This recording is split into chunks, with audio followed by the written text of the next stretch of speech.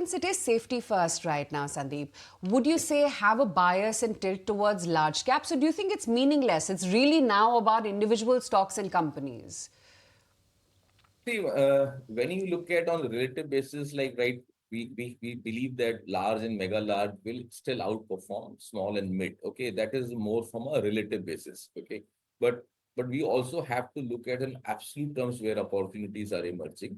So that's the reason it's a better approach to look at stocks rather than maybe you have to live with a short-term pain in some of these names also, because you get sometime get tired that you bought and the stocks are not moving, still struggling or maybe marginally correcting only. So the way I look at in the opportunity is that let's identify stocks which have reached neglected and hated zone and keep on accumulating these names, because the reversal when happen when you see a risk on cycle coming back, and that's the time these stocks will rebound sharply because they have already corrected their journey, more from a price correction also as well the time correction also. So I think the approach will be slightly different. We will definitely avoid all those stocks names, which have till last year in the trading in the admire zone. Okay, they have still not corrected. I think the downside is much more in so-called these hype stocks where correction can be still very meaningful, and a lot of people are hiding there. If you looking at from the large family office, ultra HNI customer, including FIs and domestic mutual fund, these were the stock which has performed very well in last 4 years, and people are hiding. I think I'm more concerned about such names rather than looking at opportunity where correction is very meaningful. Ultimately, see, it's all about earnings, okay? And if the multiple has shrunk a lot, and if we see earning momentum in some of these names, then I should be looking at a buying opportunity rather than saying that, let's see index to bottom out or mid and small to be bottom out. Then we take a conscious call. We may not get it at that price, maybe at, so it makes sense to participate currently also. I'm not saying one should be very aggressive buyer, but one should be selective buyer. Hi, Sandeep. This is Shrishti also joining in. So now is if it's the time to actually go ahead and look for some buying opportunities, if we can help us understand that which are the stocks or sectors that you are eyeing at this point in time, because the last time we connected, you believed that FMCG and staples could make a comeback. IT and banks were not in your preference list, but has anything changed? And we also get a sense that this year belongs to individual stocks rather than sectors. So if you can give us some sense there. So I think given the noise which is there, okay, it makes a lot of sense to more focus on the domestic consumption, domestic economies.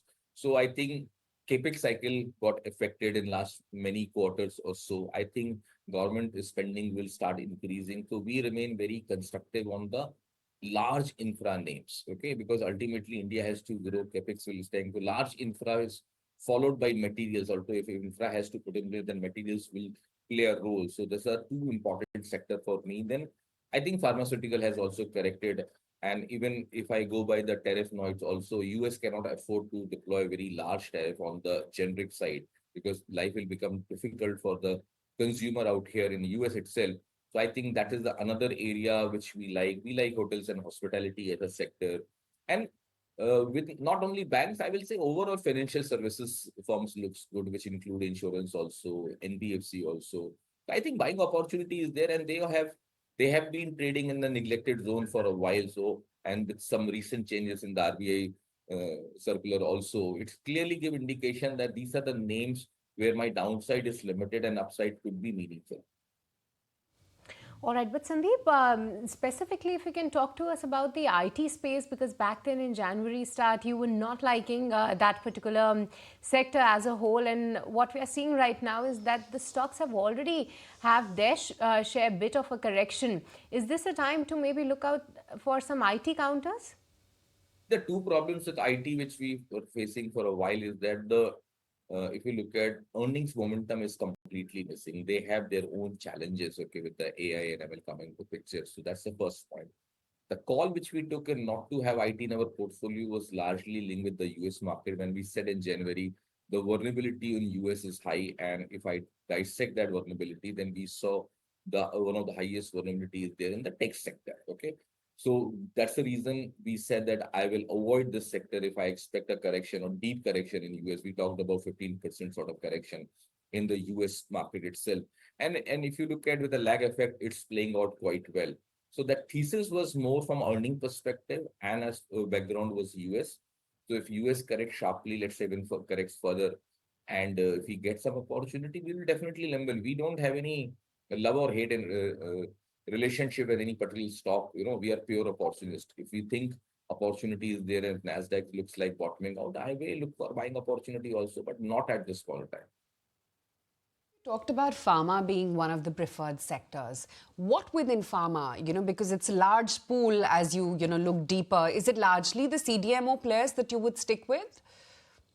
CDMO is also opportunity. Even domestic our formulation business is doing well. Generic is another opportunity. That's why I said, irrespective of the tariff, US cannot afford. So I think I will look for a combination rather than just looking at one, because you have to a bit diversified portfolio, because the day you get a tariff news, some of stocks can even correct 5-6%. They can have a gap down opening. But I think opportunity. I see what is very important. I want to highlight about tariff. The tariff drama is going on right from January. Okay. Now, what we have to understand in a very mature manner, whether it is up to what extent is priced in. So it's now the tariff or the polity risk, which we were talking in January. It's no more unknown risk. It's a perceived risk now. What is very important to understand, and without getting into too much noise which is there in the system right now, we have to really sit down and analyze whether it's factor or not. We think up to large extent this noises has factored, and that's the reason global market has corrected post tariff related challenges. So I think it is factored in, maybe 60-70%, maybe 10-20%, 30% correction can happen depending on which stock and which sector you see a bigger impact. But largely it has been factored, at least from India perspective. That's so true. And Sandeep, such great learning today talking to you. Thank you so much for your time. Yeah, thanks a lot for inviting us. Thanks.